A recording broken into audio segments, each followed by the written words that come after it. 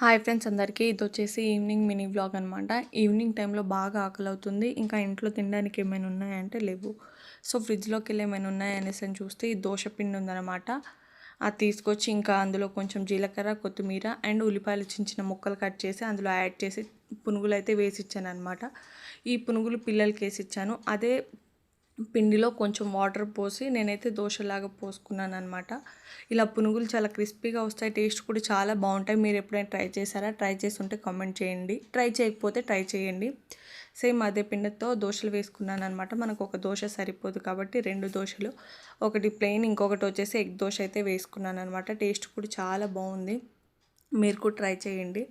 ఇంకా దాంట్లోకి చట్నీ ఏం లేదు కాబట్టి ఎండాకాలంలో పెట్టిన ఆవకాయ చట్నీ ఉంటే ఆ చట్నీతోని తినేసాను. ఇంకా చేద్దాం అనుకున్నాను కానీ చేయడానికి అంత ఓపిక లేదనమాట.